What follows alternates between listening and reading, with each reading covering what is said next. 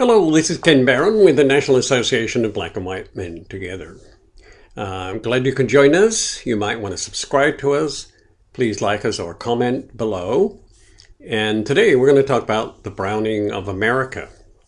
And I got this from Charles Blow at the New York Times, and he intrigued me by talking about this subject. That is, the shift of our country from mostly white to mostly non-white. Many hold hope for this effect in the fight against white supremacy and oppression. The most recent United States Census officially recognized 5 racial categories: white, black or African American, Asian American, American Indian, Alaska Native, and Native Hawaiian Pacific Islanders, as well as people of 2 or more races. The Census Bureau also classified respondents as, quote, Hispanic or Latino, or not Hispanic or Latino, identifying Hispanic and Latino as an ethnicity, not a race, which compromises the largest minority group in the nation.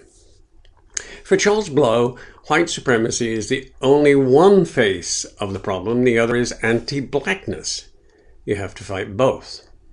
The concept of anti-blackness pushes back against the ideas that all ethnic minorities have the same lived experiences and can be shoved under a single umbrella.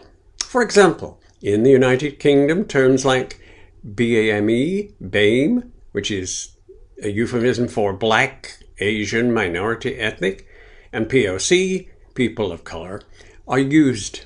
While these terms can be useful in some situations, they shouldn't be used in reference to a specific race unnecessarily.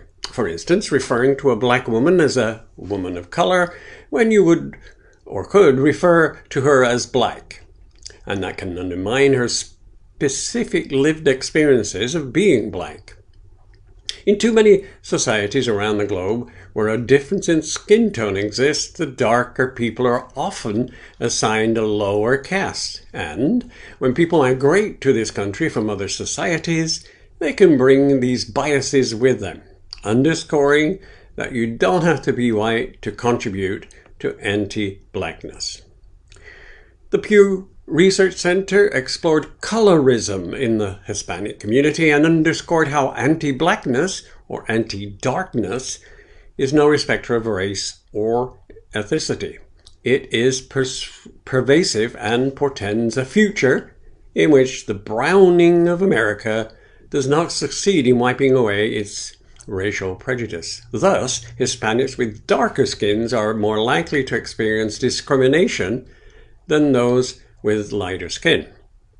About 2/3 of Hispanics with darker skin, actually 64%, report they have experienced discrimination or being treated unfairly, regularly or from time to time, compared with half of those with a lighter skin tone.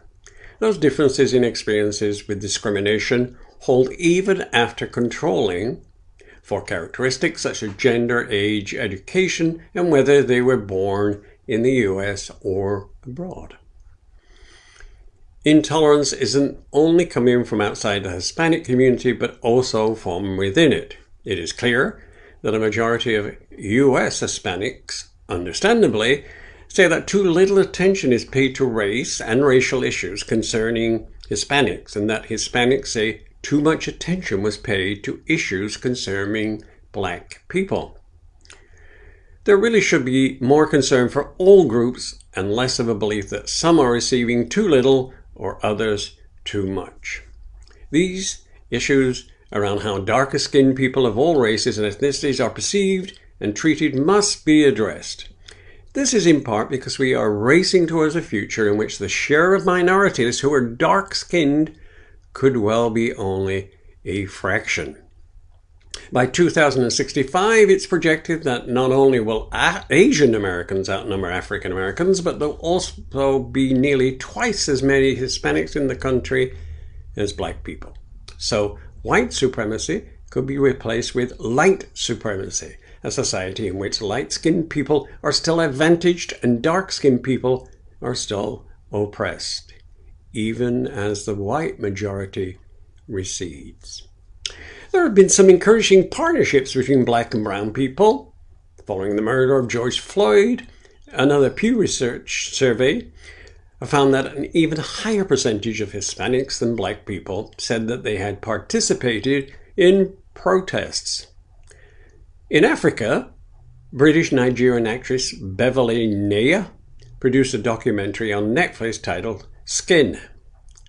In many parts of Africa, light-skinned women are considered more beautiful, and they are likely to succeed in fields like entertainment, marketing, and the tourism industry.